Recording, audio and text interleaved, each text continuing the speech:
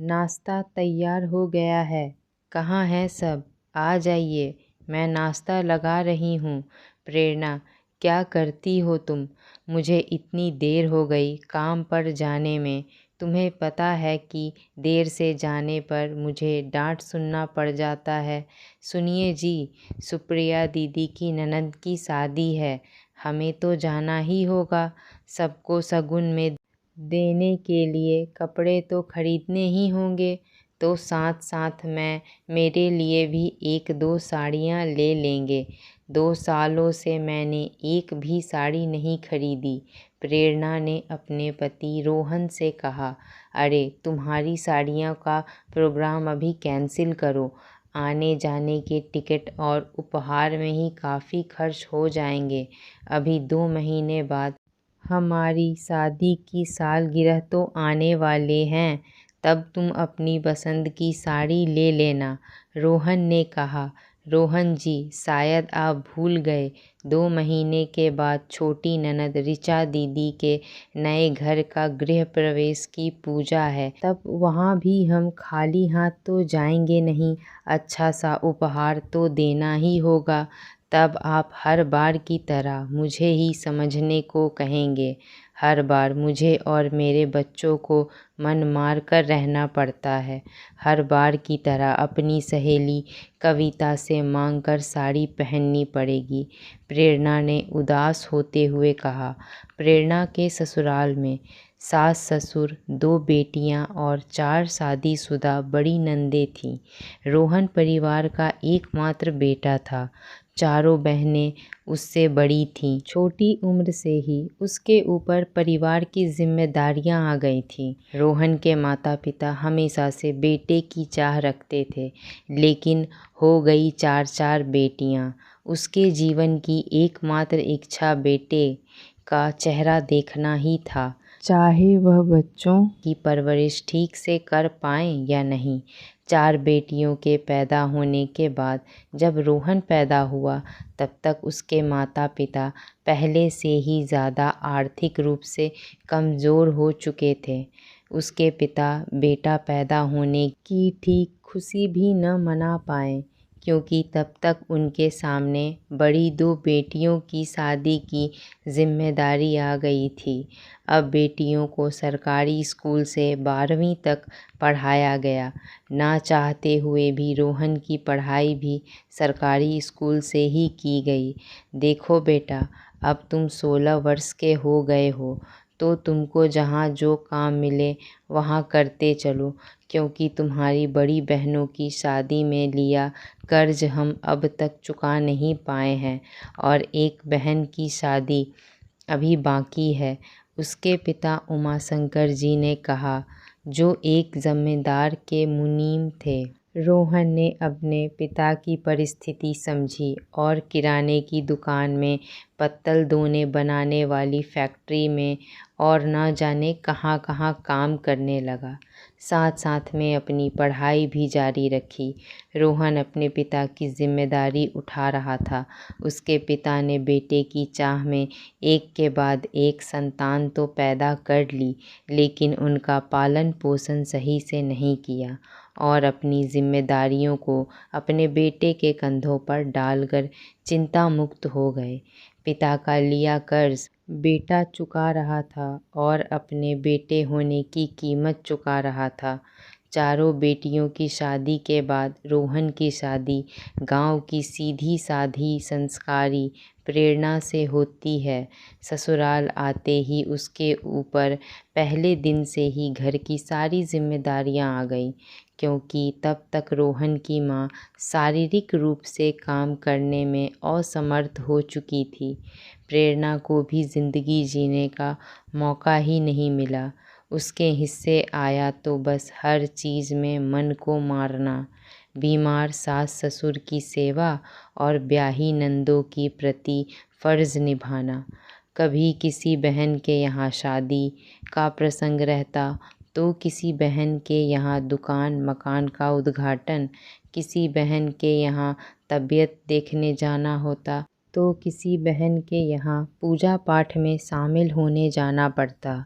इकलौते भाई होने के कारण सभी रीति रिवाज रोहन प्रेरणा को ही निभाने होते। रोहन साधारण सी नौकरी में छोटी सी उम्र से फ़र्ज़ निभाते निभाते काफ़ी चिड़चिड़ा हो गया था। उसका बस अपनी पत्नी पर ही चलता, अपनी पत्नी को ही हर चीज़ में हाथ पीछे करने को कहता। अपने माता पिता 4 बहनों का करते करते उसकी ज़िम्मेदारियों की लिस्ट में उसकी 2 बेटियां भी शामिल हो गईं। वह चाहते हुए भी अपनी बेटियों को अच्छी सुविधा नहीं दे पा रहा था और उसकी ज़िंदगी कोल्हू के बैल की तरह हो गई थी। अपने पति की आर्थिक मदद करने प्रेरणा जॉब करने को भी तैयार थी, पर उसके पति ने उसे मना कर दिया कि तुम बाहर जाओगी तो घर, बच्चे, सास ससुर कौन संभालेगा। ऐसी परिस्थिति में भी रोहन के माता पिता पोते की आस लिए बैठे थे। बार बार प्रेरणा से एक बार फिर से माँ बनने को कहते, ताकि उन्हें इस घर का वारिस, उनके वंश को आगे बढ़ाने वाला पोता मिल सके। देखो बहू, समय बीतता जा रहा है। तुम्हारी शादी को 12 साल हो चुके हैं। अब हमारी भी उम्र हो गई है। न जाने कब बुलावा आ जाए। इससे पहले हमें पोते का मुंह दिखा दो। लल्ला आ जाएगा तो अपनी जिम्मेदारी संभाल लेगा, प्रेरणा की सास ने उससे कहा। अब प्रेरणा की सहनशीलता जवाब दे गई। माँ जी, आप अपने पोते को भी अपने बेटे की तरह बनाना चाहती हैं, ताकि सारी उम्र वह भी अपने पिता की तरह जिम्मेदारियों से बंधा रहे, एक पल को भी सुकून भरी जिंदगी अपने लिए न जी पाए। माँ जी, आप तो जानती हैं हमारी आर्थिक स्थिति ठीक नहीं है। ऐसे में क्या हम बच्चे को अच्छी परवरिश दे पाएंगे। 2 बेटियों को तो चाह कर भी अच्छी सुविधा नहीं दे पा रहे हैं, ना अच्छे स्कूल में एडमिशन करा पा रहे हैं, ना ही उनके लिए अच्छे आहार की व्यवस्था कर पा रहे हैं। जैसे तैसे 2 वक्त की दाल रोटी खा रही है बेटियां। मन बहलाने के लिए उन्हें बाहर का खाना खिलाने से पहले 10 बार सोचना पड़ता है कि कहीं घर का बजट न बिगड़ जाए। ऐसे में एक और बच्चे की परवरिश हम कैसे कर सकते हैं, कैसे सभी बच्चों को पर्याप्त समय दे पाएंगे। माँ जी, अब पहले का ज़माना नहीं रहा कि बच्चे पालने की हिम्मत ना हो तो भी बस बेटे की चाहत में लाइन लगाते जाओ। रोहन जी 16 साल की उम्र से काम करते करते जिम्मेदारी उठाते उठाते थक चुके हैं, क्योंकि उनके हिस्से में सिर्फ कर्तव्य आए, अपने लिए जीने का मौका ही नहीं मिला। जिस उम्र में उनके साथी थोड़ा मौज मस्ती करते, अपनी लाइफ एंजॉय करते, उस वक्त उन पर जिम्मेदारियों का बोझ आ गया। मैं घर के काम के लिए घरेलू सहायिका रखना चाहती हूँ, क्योंकि आप तो जानती हैं कि पिछले 2 साल से मैं कमर दर्द से परेशान हूँ। पर इससे रोहन जी पर अतिरिक्त भार आ जाएगा, यह सोचकर खुद ही सारा काम मशीन की तरह किए जा रही हूँ। पर मैं भी थकती हूँ माँ जी। इसीलिए माँ जी, हम 2 बेटियों से संतुष्ट हैं।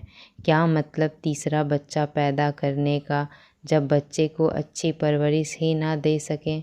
क्योंकि रोहन जी को अपने परिवार के अलावा बहनों के परिवार की जिम्मेदारी भी तो निभानी होगी।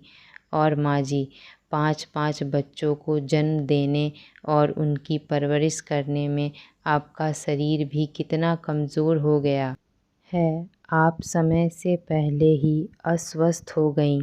प्रेरणा ने अपनी सास को समझाया। हाँ बहू, शायद तुम सही कह रही हो। तुम्हें और रोहन को जिम्मेदारियों के अलावा कुछ नहीं मिला। रोहन को ताउम्र 4-4 बहनों की जिम्मेदारियां उठानी पड़ेंगी। हम कितने स्वार्थी हो गए थे। हमें अपने बुढ़ापे का सहारा चाहिए था। इसीलिए 4 बेटियों के बाद भी बेटे की आस रखी। बेटे का बचपन, जवानी सब छीन लिया और उसे जिम्मेदारी की आग में झोंक दिया। अब हम तुम्हारे ऊपर बेटे को जन्म देने का दबाव नहीं डालेंगे। भगवान ने संतान के रूप में 2 बेटियां दी हैं, उनका अच्छे से लालन पालन करो और उन्हें शिक्षित कर काबिल बनाओ। अब आगे से इस घर से बहन बेटियों को भी उतना ही दिया जाएगा जितना हमारा सामर्थ्य होगा, क्योंकि अब बेटियों को भी किसी बात की कमी नहीं है। प्रेरणा की सास ने कहा। प्रेरणा आज खुश थी क्योंकि आज उसने हिम्मत करके अपनी सास को सच्चाई से रूबरू करा दिया था। अब आगे से उसके ऊपर बेटा जन्म देने का दबाव नहीं दिया जाएगा। दोस्तों, बच्चों को जन्म देना ही काफ़ी नहीं होता है। उनकी अच्छी परवरिश करना, उन्हें अच्छे संस्कार देना, सकारात्मक माहौल देना, एक अच्छा इंसान बनाना एक माँ बाप की ज़िम्मेदारी होती है। और सबसे बड़ी ज़िम्मेदारी तो यह होती है कि उनके बच्चों की ज़रूरतों को पूरा, उन्हें अच्छी शिक्षा देना। हर माता पिता यही चाहते हैं कि उनके बच्चों को किसी भी चीज़ की कमी ना हो, पर परिस्थितियाँ ऐसी हो जाती हैं कि वह सारी सुविधा देने में असमर्थ हो जाते हैं। बेटे की चाह में लोग कई संतान को जन्म देते हैं, पर उनकी परवरिश नहीं कर पाते। अंततः सारे बच्चों की जिम्मेदारी घर के आखिरी बच्चे पर आ जाती है और उसकी ज़िंदगी कर्तव्य निभाते निभाते निकल जाती है। दोस्तों, हमारी कहानी कैसी लगी हमें कमेंट में ज़रूर बताएं। ऐसी ही पारिवारिक कहानियों को सुनने के लिए हमारे चैनल को सब्सक्राइब करना ना भूलें और चैनल पे नए हैं तो बेल आइकन दबाना ना भूलें। धन्यवाद।